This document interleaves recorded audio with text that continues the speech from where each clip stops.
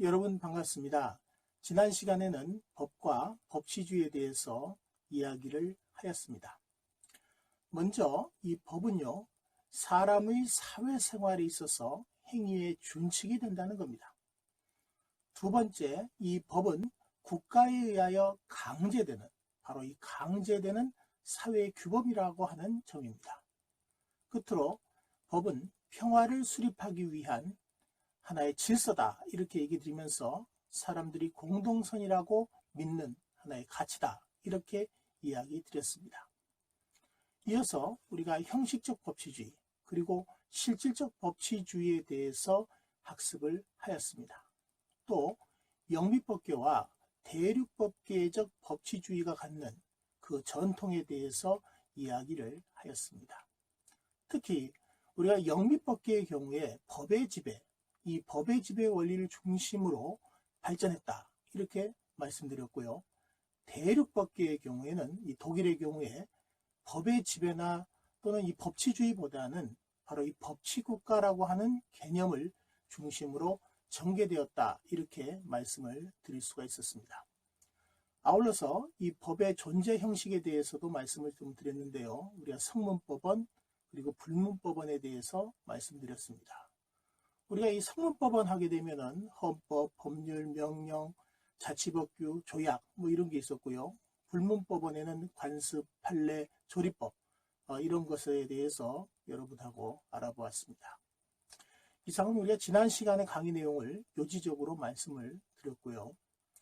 이번 시간의 주제는 헌법입니다. 그래서 이번 시간에 학습할 주요한 내용은요, 헌법이란 무엇인가, 그리고 헌법의 기본 원리에 대해서 알아보도록 하겠습니다.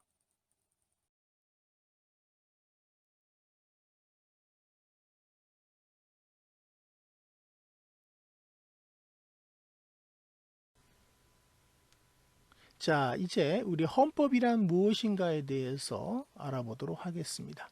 먼저 헌법의 개념입니다. 이 헌법이라 그럴 때는요, 국민의 기본권과 국가의 통치 질서에 관한 최고의 법입니다. 그래서요, 이 헌법이 갖고 있는 기본 콘텐츠는 그야말로 국민의 하나의 기본권에 관련된 그러한 내용, 그리고 국가의 통치 질서에 관한 그런 내용이 들어가 있다, 이렇게 이야기 드릴 수가 있습니다. 이 중에서도 여러분들이 주목해야 할 점은 바로 이 통치 질서라고 하는 겁니다. 그래서 이 통치 질서라고 하는 거, 그래서 이 헌법은 국가의 통치 질서에 관한 법입니다. 그래서 국민 상호 간의 관계를 규율하는 사법, 프라이빗 로하고는 달리 바로 퍼블릭 로, 즉 공법이라고 하는 겁니다. 그래서 이 점에서 바로 이 헌법이 갖고 있는 하나의 개념적 내용의 첫 번째입니다.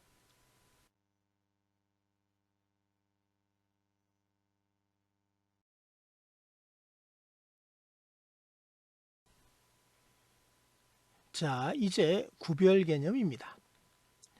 우리가 헌법을 공법이라고 말씀을 드렸습니다만, 다른 공법과의 구별을 통해서 접근을 해보도록 하겠습니다. 먼저 국제법입니다. 이 국제법 역시도 공법에 속합니다만, 이 국제법은 국가 상호 간의 관계를 규정하기 때문에 국내법이라 할 수 있는 헌법과는 구별된다고 할 수가 있습니다. 다음은 우리가 이제 형사법인데요. 형사법 역시도 공법입니다만, 통치 질서 내에서의 이 치안 질서를 그 주된 목적으로 한다라고 하는 점에서 우리가 헌법과는 다르다, 이렇게 말씀드릴 수가 있겠습니다. 다음은 우리가 또 행정법인데요. 이 행정법 역시도 공법입니다. 그러나 이 행정법은 국가의 행정작용과 행정조직을 대상으로 하고 있다라고 하는 그런 하나의 행정 질서에 관한 국내 공법이라고 이야기할 수가 있습니다. 그런데 이 행정법은 이 헌법이 우리가 통치 질서에 관한 법이라 그랬는데요. 이 행정법 역시도 이 통치 질서에 관한 헌법과 아주 가장 가깝다라고 하는 점을 이야기할 수가 있겠습니다.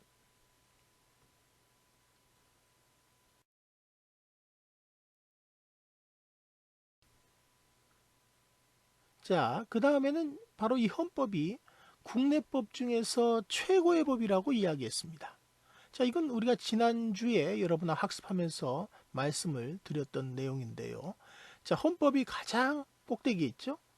가장 최고의 법이고 그 다음에 법률, 명령, 조례, 규칙 이런 순입니다. 그래서 이 국내법 중에서 최고의 법으로서의 헌법의 지위를 이야기하고 있는 겁니다.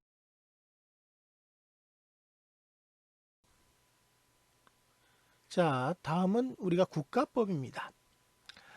앞서 우리가 이 행정법의 경우에는요, 국가의 행정작용과 행정조직을 대상으로 하고 있는 행정질서에 관한 법이다라고 했어요.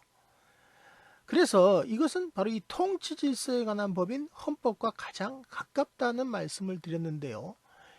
이러한 전통은 여러분들 참고학습을 보시게 되면 대륙법계의 법률 문화, 대륙법계의 법률 문화를 많이 따르는 그런 국가들에서는 아직도 이 헌법하고 행정법이라고 하는 것을 통칭하는 개념, 바로 이 통칭하는 개념으로서의 국가법이라는 용어, 이것을 사용하고 있습니다. 바로 이것도 바로 그와 같은 하나의 연유에서 비롯되었다. 이렇게 얘기 드릴 수가 있겠습니다.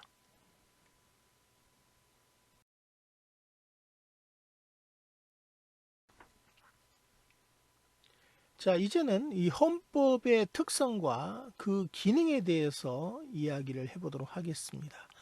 먼저 그 헌법의 특성으로서 정치성 그리고 이 개방성이라고 하는 이야기입니다. 먼저 이 헌법은요, 일반 법과 다르게 정치 권력과 굉장히 불가분의 관계를 갖고 있습니다. 그래서 현실적으로 실제하는 정치 세력이 바로 이 헌법의 제정 그리고 이 개정을 주도합니다. 그래서 이 탄생 과정부터 애초부터 이 정치적이고 정책 타협과 결단일 수밖에 없다는 겁니다. 다만 우리가 헌법 규범 그리고 헌법 현실이라는 얘기인데요. 우리가 헌법 규범하게 되면 우리가 이제 법학적인 하나의 의미에서의 하나의 법, 하나의 규범을 얘기할 것이고, 우리 헌법 현실 하게 되면 이것은 하나의 그 정치 현실이라고 볼 수가 있죠. 그래서 이 헌법 규범과 헌법 현실을 아우르는 그야말로 헌법의 개방적 성격이라는 것이 그 특징으로서 자리매김한다. 이렇게 말씀드릴 수가 있겠습니다.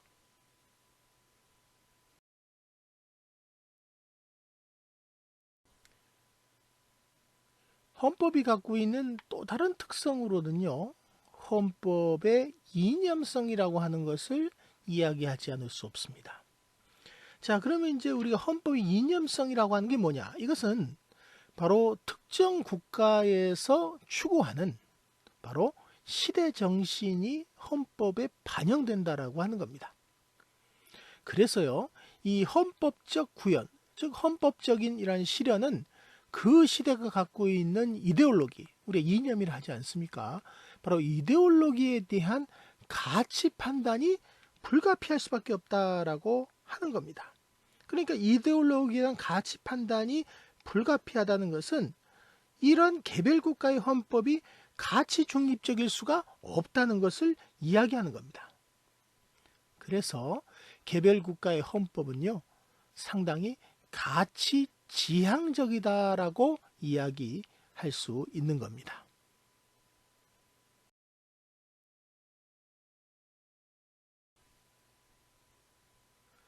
그리고 이 헌법이 갖는 또 다른 특성은요, 역사적 조건과 상황의 지배를 받는다는 겁니다.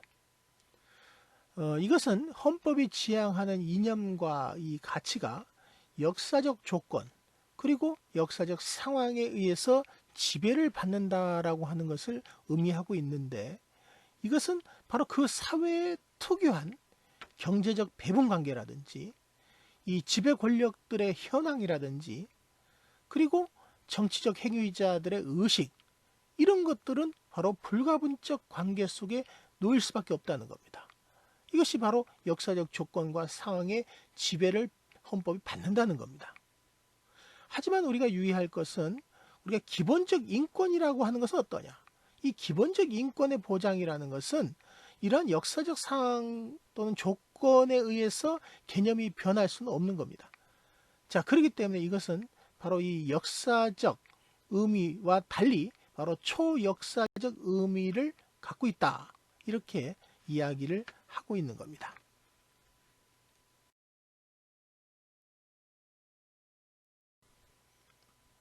자, 다음 우리가 헌법의 특성은 바로 이제 규범성에 대한 문제에 대해서 말씀을 드리는데요.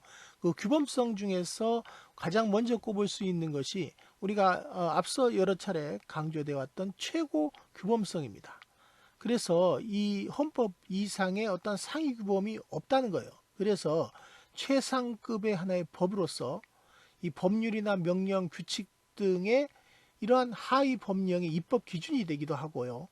또 해석의 기준, 또 해석의 하나의 표준이 된다. 이렇게 이야기할 수가 있는 겁니다.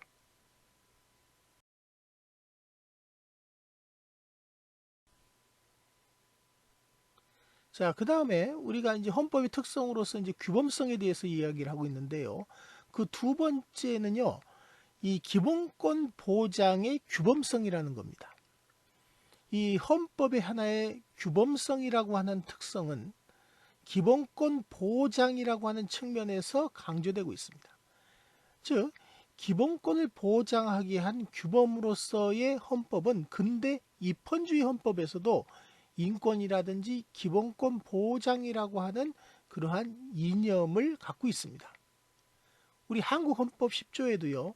모든 국민은 인간으로서의 존엄과 가치를 가지고 행복을 추구할 권리를 가진다 이렇게 얘기합니다.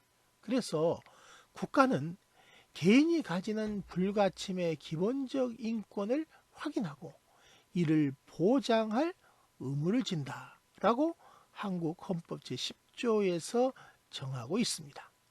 이것은 바로 헌법이 갖고 있는 기본권 보장으로서의 규범성이다 이렇게 이야기할 수가 있습니다.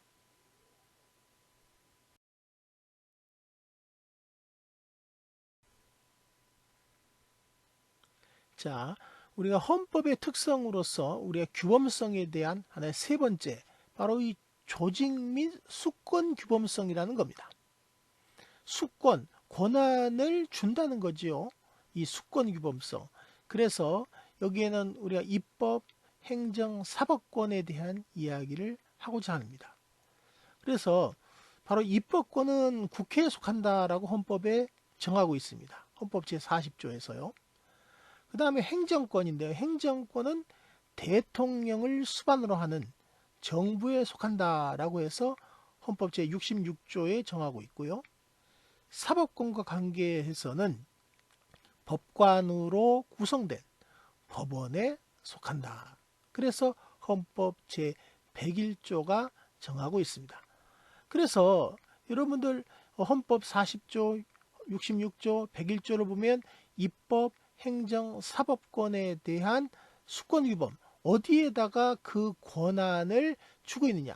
그래서 이 조직 및 이 수권 규범성으로서의 헌법이 우리가 의미를 갖고 있다. 이렇게 할 수가 있는 겁니다. 그래서 입법권, 행정권, 사법법의 하나의 존재의 하나의 근거, 존립 근거가 그야말로 헌법에 들어가 있다. 이렇게 이야기할 수가 있는 겁니다.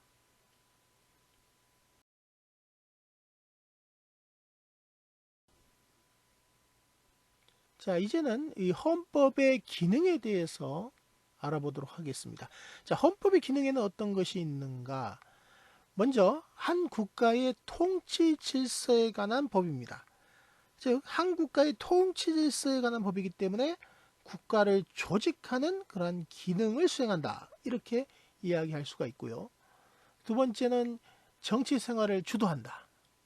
그리고 세 번째, 국민의 기본권 보장을 통해서 바로 이 사회통합적 기능이에요. 그래서 사회통합을 시키는 그러한 기능을 수행하는 것. 이것이 바로 헌법이 갖고 있는 세 가지 기능이다. 이렇게 이야기할 수 있습니다.